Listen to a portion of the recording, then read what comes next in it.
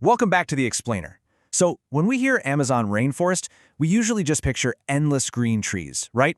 But today, we're going way past the scenery. We're setting out on a journey of Amazon exploration that is absolutely going to shatter your preconceptions of what this place actually is and uncover the invisible, dynamic systems that make the whole ecosystem tick. Think about the sheer scale for a second. The Amazon covers over 5.5 million square kilometers. That's basically the entire United States east of the Mississippi River. But what if the real story of the Amazon isn't its massive size, but how it functions? To truly grasp this space, before we even look at the breathtaking scenery, we have to look at the Amazon not as a static patch of woods, but as a living, breathing, hyperconnected organism.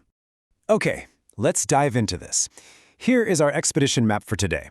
We're looking at the forest's hidden forces, cities built on water, a mosaic of ecosystems, bizarre and surprising landscapes, and finally, the Amazon's extreme edges.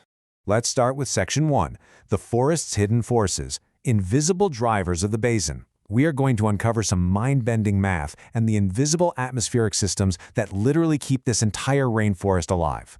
180 million. That is the staggering amount, in tons, of Saharan dust blown across the Atlantic Ocean every single year. Swept over 7,000 kilometers from Africa by ocean winds, this dust settles directly over the Amazon, delivering absolutely crucial phosphorus. Without this steady, intercontinental supply of nutrients from a desert, which is wild to think about, large parts of the rainforest would just slowly weaken and die. It's an invisible lifeline that most people never even hear about. And the forest isn't just receiving resources, it's actively generating them through what we call flying rivers. Through transpiration, a single large tree can pump out over 1,000 liters. That's roughly 260 gallons of water vapor into the air every single day. Multiply that by hundreds of billions of trees, and the Amazon doesn't just receive rain, it creates its own weather. These vast atmospheric corridors form a secondary, skybound circulatory system that redistributes water and feeds the forest even during dry spells. Now, what's really interesting here is that the Amazon's survival isn't just driven by natural forces, but human ones too. Enter Terra Preta, or Dark Earth. This is an incredibly fertile, human-made ecosystem hidden right beneath the forest floor. Engineered by pre-Columbian societies over 2,000 years ago by mixing charcoal, ash, food scraps, and organic waste, this resilient soil actually regenerates itself over time.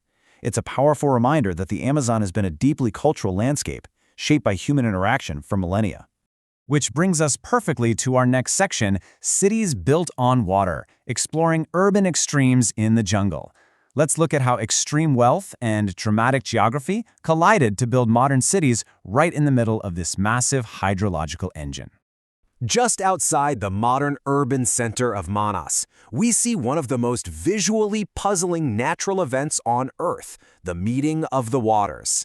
You have the Rio Negro, dark, tea-colored, warm, acidic, and slow, crashing into the Solimois, which is cooler, faster, and just packed with sediment.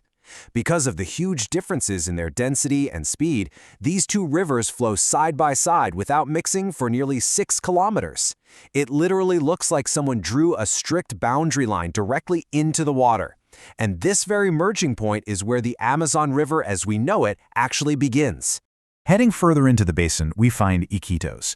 It's a major global trading hub, but get this, it is completely unreachable by road. Born from the massive wealth of the late 19th century rubber boom, this isolated city had to adapt fast when that industry collapsed. Today, residents coexist directly with the wilderness, relying almost entirely on boats for daily survival.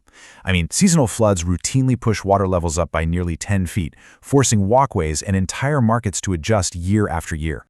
Moving right along to Section 3, a mosaic of ecosystems, the shifting landscape. We really need to ditch the myth that the Amazon is just one continuous uniform jungle. It's actually a complex mosaic of dramatic contrasts. The hydrological rhythm here is just astounding. It completely transforms the landscape month by month. Places like the Anavilanas Archipelago or the Clearwater Tapajos River in Alto do Chao literally shapeshift based on the season. During the dry season, boom, you get exposed sandbars and gorgeous white sand beaches. Then, as water rises, river pulses push into hidden channels. By the wet season, the ecosystem has turned into an entirely submerged aquatic forest. Life here survives by adapting to constant movement, not stability. And a perfect example of this transformation is the Pacaya Samiria Reserve in Peru. Covering over 20,000 square kilometers, it's known as the Mirrored Forest. Those wet season floodwaters rise so high that they perfectly reflect the dense canopy above. It's a surreal environment where pink river dolphins literally swim through the flooded tree branches to hunt. Navigating these shifting, hidden waterways relies entirely on the profound traditional knowledge of local indigenous communities. Let's move to Section 4 and see how this builds into our next topic. Bizarre and surprising landscapes, hidden wonders. We're going to explore places that defy absolutely every expectation you might have of what a typical rainforest looks like. Deep in the biologically intense Tambopata region, we find kalpas, or macaw clay licks. Right at dawn, hundreds of brightly colored macaws gather on these exposed riverbanks. Why? Because it's essentially a jungle pharmacy. The specific mineral-rich clay here neutralizes toxins found in the seeds and fruits they eat. The biological precision here is intense. These birds will travel dozens of kilometers, flying right past countless other riverbanks just to find this one perfect wall of clay. And their visits are tied to very strict seasonal fruiting rhythms. Let's look at two totally different spots. In Ecuador's Cuyabano Reserve, you've got these interconnected acidic blackwater lakes loaded with dense concentrations of monkeys and river dolphins. Then, over in Colombia, there's Caño Cristales, famously dubbed the River of Five Colors. It looks like magic, but it's pure biology.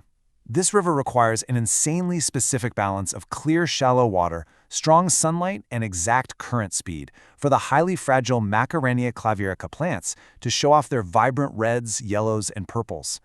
If the water moves too fast, the plants detach. Too slow, and they get smothered in sediment. Finally, we arrive at Section 5, the Amazon's extreme edges, verticals, and borders. We are journeying to the absolute geographical limits of the basin, where intense elevation and international borders create entirely new ecosystems. Take the strategic city of Leticia, an incredible tri-border hub sitting right at the convergence of Colombia, Brazil, and Peru. Its bustling markets are this vibrant mashup of Colombian fruits, Peruvian textiles, and Brazilian goods. It seamlessly blends modern infrastructure with rainforest proximity and traditional indigenous knowledge. It proves that the Amazon is just as much a complex, thriving cultural landscape as it is a biological one. Now consider the number 1,000. That is roughly how many meters Angel Falls plunges in Canaima National Park in Venezuela. We usually think of the Amazon basin as a flat expanse of green, right? But at its edges, massive table mountains called tepuy rise abruptly from the landscape. These sandstone plateaus are nearly 2 billion years old. Scientists literally call them islands in time. The water falls almost 1,000 meters off the edge of an ancient tepuy, turning into mist long before it ever hits the pool below. So, bringing this all together, from 180 million tons of Saharan dust blowing across the ocean, to microscopic clay particles feeding macaws, to a 1,000-meter waterfall, this is not just a collection of trees. It's like a giant puzzle. It is one highly sensitive, interconnected engine.